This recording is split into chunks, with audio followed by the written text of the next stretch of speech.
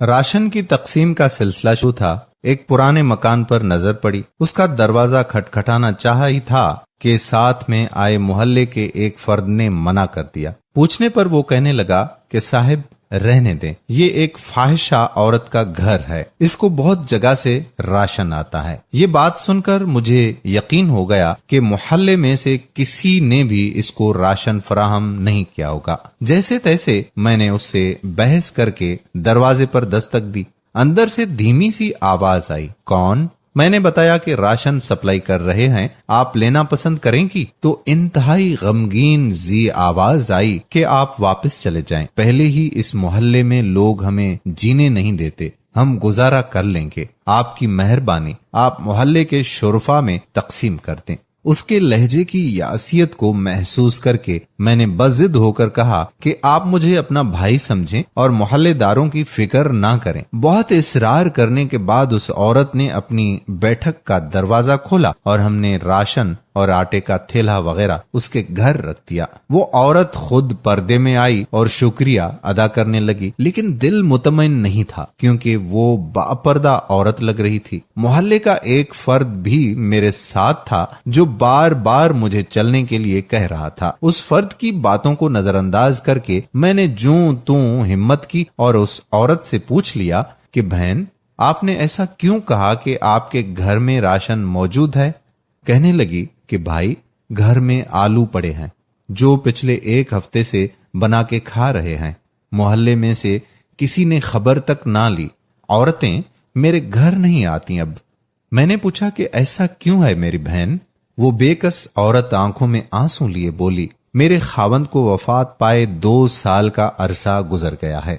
उस वक्त हालात बहुत अच्छे थे, मेरे 2 बच्चे हैं। कुछ वक्त ठीक गुजरा, मेरे वालिद मेरे लिए जितना कर सकते थे करते रहे। उनकी वफात के बाद हालात खराब होना शुरू हो गए। बच्चों का और घर का निजाम मुश्किल हो गया। एक दिन मेरे खावंद का करीबी दोस्त कुछ अरसे बाद बाहर से आया। उसने मुझसे बहुत अफसोस किया और मुझे कुछ पैसे देकर चला गया। फिर वो कुछ दिन बाद आया और मुझे घर का राशन दे गया। दूसरी दफा लोगों ने जब मेरे दरवाजे पर गाड़ी खड़ी देखी तो तरह तरह की बातें करना शुरू कर दी। फिर जब वो वापस बैरूने मुल्क लौटने लगा तो जाते हुए मेरे घर आया और कहा कि बहन, ये मेरा नंबर है, आपको किसी भी चीज की जरूरत हो तो अपने भाई से कहना, किसी मोहल्लेदार से मांगने की जरूरत नहीं।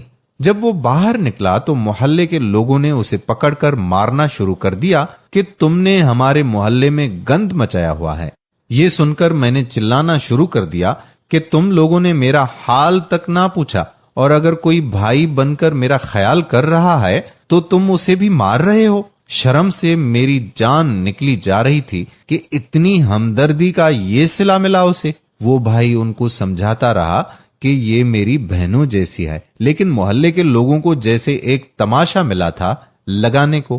खैर, वो जान छुड़ा के वहां से चला गया। कुछ अरसे तक मुझे अगर किसी भी चीज की जरूरत होती तो मैं कॉल कर देती शर्मसार होकर उनको, और वो मुझे बैंक में पैसे हस्बे जरूरत भेज देते। पिछले 2 माह से उनको कॉल नहीं की, और फिर ये कोरोना वायरस का मसला हो गया तो सुना कि उन भाई के मुल्क के हालात ज्यादा खराब हो गए हैं। दोबारा मेरी हिम्मत ना हुई कभी उनको कॉल करने की। अब बेवा समझकर अगर कोई मेरी मदद करना भी चाहे तो मोहल्ले वाले मुझे गलीज नजरों से देखते हैं, और मोहल्ले में इतने शुरफा हैं कि हर कोई गुजरते हुए मेरे दरवाजे पर झांक कर जाता है। बाहर जाते हुए मुझे घूरते हुए जाते हैं। अपनी औरतों को मेरे घर आने ही नहीं देते। ये वायरस तो बहाना रखा है अल्लाह ने हमें राशन भेजने का, वरना जरूरत का सामान तो बिल्कुल खत्म होने को है। कुछ दिनों से उस भाई को काल मिलाने का सोचा, लेकिन जमीर ने गवारा ना किया। सोचा कि पता नहीं उनके अपने हालात कैसे होंगे।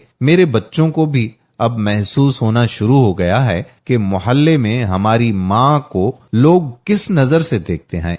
हमारे नबी सल्लल्लाहु अलैहि वसल्लम तो दुश्मनों की बेटियों के सरों पर चादर रखा करते थे। ये कहाँ के दीनदार लोग हैं कि अगर कोई मेरे घर मेरी मदद करने को आता है तो उसको इस कदर मशकूक नजरों से देखते हैं कि लोगों ने डर के मारे मुझे ज़कात तक देना छोड़ दी। یہ بات کرتے کرتے اس کا دوپٹہ آنسوں سے بھیگ گیا اور جو میرے ساتھ آدمی بیٹھا ہوا تھا وہ شرم سے پانی پانی ہو رہا تھا۔ مجھے پتا ہی نہ لگا کہ میری آنکھوں سے آنسوں کی جھڑی لگی ہوئی تھی۔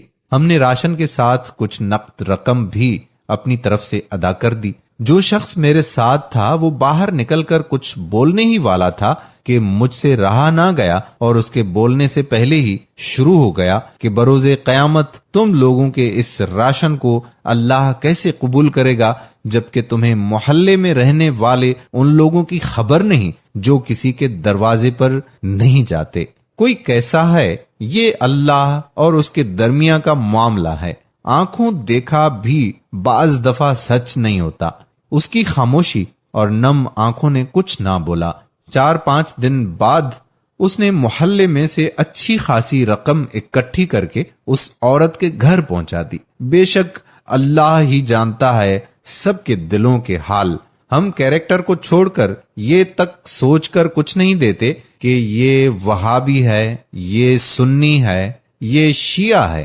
خدا را یہ سوچنا بند کر دیں کہ فلاں ضرورت مند ہے یا نہیں۔ اگر اللہ تعالی ہمیں دیتے وقت یہ نہیں سوچتے کہ یہ ضرورت مند ہے یا نہیں تو ہم کون ہوتے ہیں یہ فرق کرنے والے؟ اپنی بہترین کوشش کر کے تلاش کر کے ضرورت مندوں کو دیں، اور اگر کسی نے دھوکے سے سامان لے لیا تو وہ اللہ اور اس کا معاملہ ہے۔